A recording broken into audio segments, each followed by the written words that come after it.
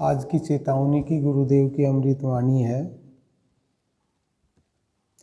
कहाँ गई चतुराई, प्रश्न किया है, कहाँ गई चतुराई, भूल बैठा रूप को, प्रिय को अब शांति खोजता है। अमृतवाणी है, कहाँ गई चतुराई, भूल बैठा रूप को, प्रिय को अब शांति खोजता है। इस अमृतवाणी में गुरुदेव हमें ये समझाना चाह रहे हैं कि हम कोई काम चतुराई से तो करते हैं तो कोई दिक्कत नहीं है, लेकिन उसमें अगर चालाकी लगाते हैं, चालाकी से करते हैं, किसी को धोखा देने के लिए कोई काम करते हैं तो उसमें फिर शांति नहीं मिलेगी। अगर जीवन में शांति लेनी है तो गुरुदेव बाबा जैसे चलाते हैं उस राह के ऊपर चलो और इनके कहे अनुसार, इनके मार्गदर्शन के अनुसार जैसे जैसे अपन चलेंगे तो जीवन में हमेशा शांति रहेगी। जबकि गुरुदेव बता रहे हैं कि तू तेरे स्वरूप को ही भूल बैठा, तू प्रिय को भूल बैठा, कि भगवान के सामने कोई भी प्रकार की चतुराई चालाकी नहीं चलेगी। गुरुदेव इसमें बता रहे हैं कि तेरा जो स्वरूप है वो तो आनंद स्वरूप है, तू निरंजन है, निर्विकार है, तू मृदुभाषी है,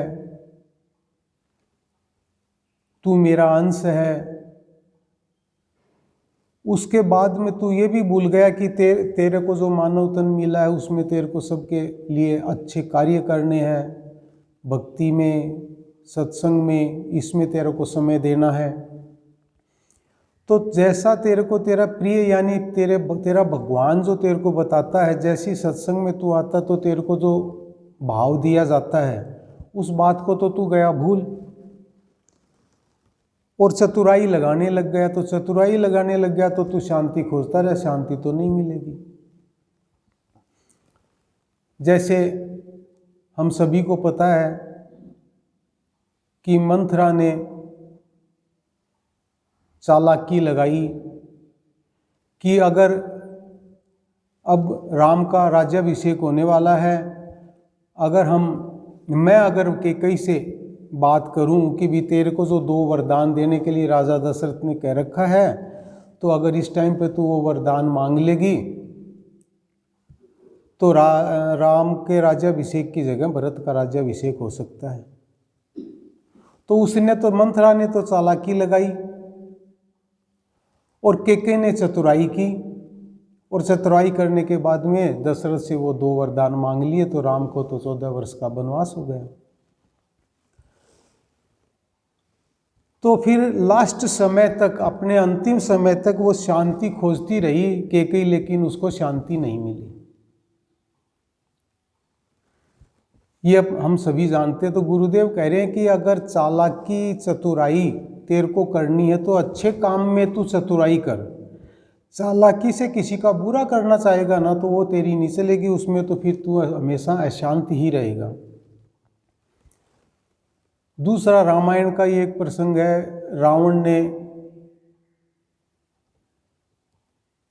चतुराई लगाई और अपने मामा मारीच को मृग का हिरण बनाया कि भी तू अगर हिरण बन के, जैसे पंचवटी में राम, लक्ष्मण और सीता बैठे हैं वहाँ पे तू जाएगा, तो उसने चालाकी लगाई और उसको तो सोने का हिरण बना दिया। और फिर उसके बाद में जैसे सीता देखती है तो रामचंद्र भगवान को बोलती है कि मेरे को तो ये मृग ला के दो।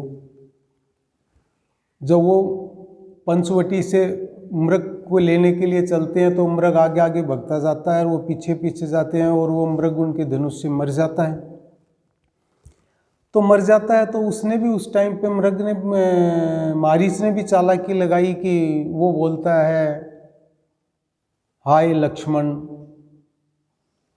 तो सीता सोचती है कि भी राम तो कहीं मारे गए, तो वो लक्ष्मण को भेज देती है। तो लक्ष्मण जब चलता है तो वो एक रेखा खींच के जाता है कि भी ये जंगल है, पंचवटी है और यहाँ पे असुर लोग रहते हैं, ऐसी बात है, तो मैं एक ये रेखा खींच के जाता हूँ, इस रेखा के बाहर तू मत आना, जब तक मैं नहीं आऊँ, भैया हम नहीं आई, मैं पता करता हूँ। लक्ष्मण भी चला जाता है। जब रावण क्या करता है, चालाकी भी करता है और अपनी चतुराई भी लगाता है, साधु का भेष करके सीता का हरण कर लेता है। और अंतिम समय तक वो अशांत रहा, उसको वो बेचैन रहा, उसकी शांति भंग हो गई। तो गुरुदेव इसमें ये कह रहे हैं कि अगर हम चतुराई लगाएंगे, कोई गलत काम करने में, कोई बुरा कर्म करने में अगर चतुराई लगाएंगे, किसी का बुरा करने में चतुराई लगाएंगे, तो हमारी शांति भंग हो जाएगी, फिर शांति खोजते ही रह जाएंगे और अंत समय आ जाएगा। तो अमृतवाणी है गुरुदेव की 599 नंबर की चेतावनी की, कहाँ गई चतुराई, भूल बैठा रूप को, प्रिय को अब शांति खोजता है।